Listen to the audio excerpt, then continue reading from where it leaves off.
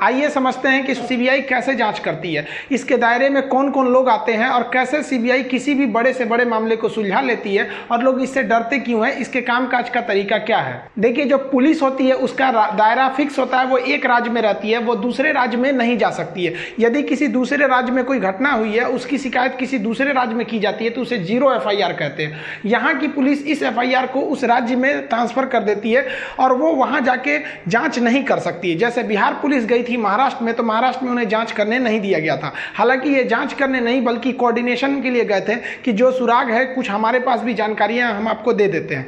लेकिन जब पुलिस से ऊपर मैटर चला जाता है तो उसे सीआईडी कहते हैं। सीआईडी की भी सेम समस्या है, वो भी एक राज्य में ही सीमित रह सकती है। तो बिहार की सीआईडी महाराष्ट्र में जाके इंट्रोगेट नहीं कर सकती है और ना ही महाराष्ट्र की सीआईडी बिहार में आके इंट्रोगेट कर सकती है। तो इसके लिए एक समस्या उत्पन्न हो रही थी, तो इसे दूर करने के लिए एक सेंट्रल बॉडी की स्थापना की गई जो जिसका पावर ज्यूरिडिक्शन अथॉरिटी पूरे इंडिया लेवल पर हो। साल 1941 में दिल्ली स्पेशल फोर्स का गठन किया गया, लेकिन साल 1946 में दिल्ली फोर्स को एक स्पेशल पावर एक्ट के तहत जांच करने का अधिकार दे दिया गया और इसी को 1963 में सीबीआई में बदल दिया गया। सीबीआई का हेडक्वार्टर जो है वो दिल्ली में है। ये बहुत ही हाई प्रोफाइल मैटर की जांच करती है, चाहे वो राष्ट्रीय हो या अंतर्राष्ट्रीय मैटर हो। इसे पुलिस का पुलिस भी कहा जाता है। जैसे पुलिस एक डिपार्टमेंट है, यदि उसी में करप्शन होने लगे तो उसकी जांच सीबीआई कर देगी। कोई भी डिपार्टमेंट है, जैसे मान लीजिए आपके यहाँ का कोई भी डिपार्टमेंट है, अगर वो वही करप्ट हो गया तो उसकी जांच करने के लिए सीबीआई आ जाती है। सीबीआई के जो अफसर होते हैं ज्यादातर वो सिविल ड्रेस में ही आप उनको देखेंगे,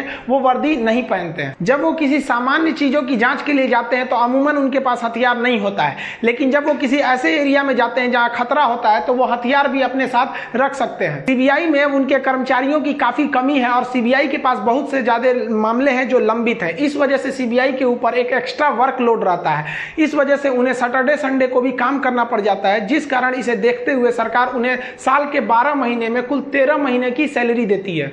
सीबीआई जो होती है वो department of personal and training यानी कार्मिक मंत्रालय के अधीन काम करती है, जिस पर पीएमओ प्राइम मिनिस्टर ऑफिस सीधी नजर रखती है।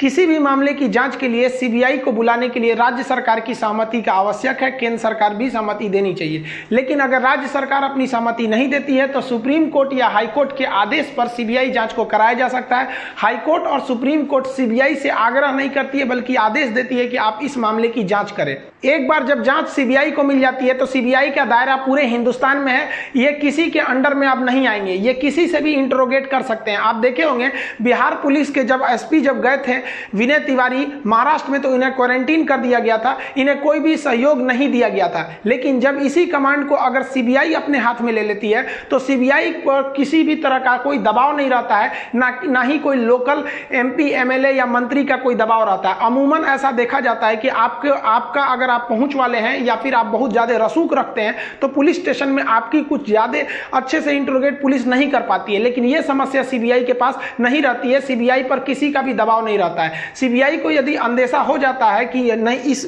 मामले में अगर पुलिस डिपार्टमेंट का ही कोई बड़ा से बड़ा अफसर क्यों नहीं संदिग्ध है तो वो उसकी भी जांच कर सकती है। जबकि अगर कोई पुलिस डिपार्टमेंट करेगी तो वो खुद डरती है अपने बड़े अफसर से इंट्रोगेट करने के लिए। लेकिन सीबीआई के साथ इस तरह की कोई समस्या नहीं है। सीबीआई जो है एकदम एडवांस टेक्नोलॉजी का प्रयोग करती है। वो उसे जिस लोगों का जरूरत की होगी उन्हें लोकेशन को ट्रेस कर लिया जाएगा, उन्हें इंट्रोगेट के लिए बुलाया जा सकता है। इनके जो स्पाई होते हैं, जो जासूसी होती है वो काफी स्ट्रिक्ट होती है। इनको जिन पर भी संदेह रहेगा उनको एकदम बेहतरीन ढंग से उनका इंट्रोगेट किया जाएगा। यदि आप सीबीआई के जांच में सहयोग नहीं करते हैं तो आपको अरेस्ट भी किया जा सकता है, चाहे आप कितने भी बड़े अधिकारी क्यों ना है। सीबीआई की जो सबसे बड़ी पावर हो जाती है वो सीबीआई के विभिन्न डिपार्टमेंट को लेकर, वो आपके धन की लेन देन भी जांच कर सकती है, डिजिटल की लेन देन की जांच कर सकती है, आपके मोबाइल ट्रेस को कर सकती है, ईच एंड एवरी चीज को कर सकती है। जबकि पुलिस के पास ये समस्या नहीं है। अगर मान लीजिए कि कोई मामला आता है, जैसे अभी रिया चक्रवर्ती पे आरोप लग रहा है कि सुशांत सिंह राजपूत के अकाउंट से बहुत कम समय में 15 करोड़ रुपए को ट्रांसफर कर लिया गया, तो पुलिस इसकी जांच अच्छे से नहीं कर पाएगी।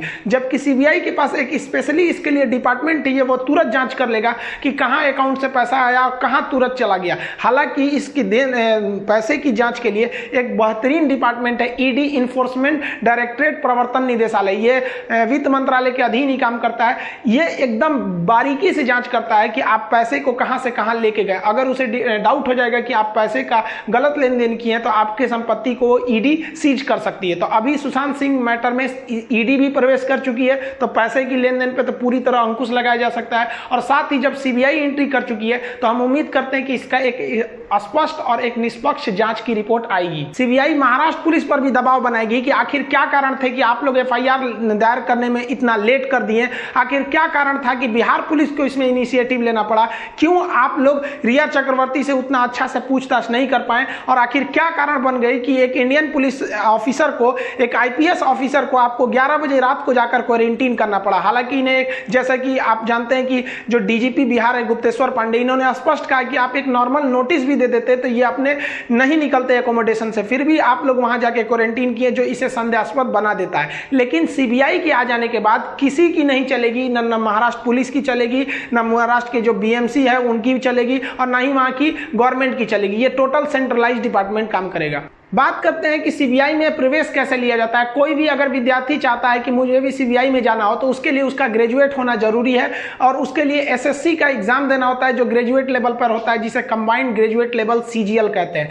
इस एग्जाम के माध्यम से उसे math, reasoning, English, general studies, current affair पर अच्छा पहुंच होना चाहिए, जिसकी वजह से उसे टीयर 1, टीयर 2 पास करने के बाद उसे इंटरव्यू में फाइनली जाना पड़ता है। उसके बाद उसे डिपार्टमेंट दिए जाते हैं, रैंकिंग्स के हिसाब से सीबीआई में आपका सिलेक्शन होता है। इसके अलावा सीबीआई में जाने का एक और रास्ता है जिसे डिप्यूटमेंट कहते हैं। आप किसी राज्य पुलिस में यदि कार्यरत हैं तो आपकी जो परफॉर्मेंस रेट है उसके हिसाब से सीबीआई जो होती है वो राज्य पुलिस से भी कर्मचारियों को सेलेक्ट करके अपने यहां भर्ती कर लेती है। जिस तरह से पुलिस में कांस्टेबल, हेड कांस्टेबल होते हैं, उसी तरह से रैंकिंग होती है सीबीआई में भी। सीबीआई डायरेक्टर के पास जो पावर है वो काफी बड़े होते हैं, लेकिन आप सोचिए कि सीबीआई का ढांचा कितना मजबूती से बनाया गया है कि सीबीआई के डायरेक्टर भी अपने नीचे जो अधिकारी रैंक के हैं उनका ट्रांसफर नहीं कर सकते, बल्कि उनके लिए अलग से एक व्यवस्था बनाई जाती है। जब सीबीआई को लगने लगता है कि नहीं, किसी मैटर को हमको जल्दी से न्याय दिलाना है और कोर्ट में काफी लेट हो रही है, जैसे मुंबई पुलिस का अपना, जैसे महाराष्ट्र का अपना कोर्ट है, तो महाराष्ट्र कोर्ट में अगर काफी ज्यादा मुकदमे हैं तो उसको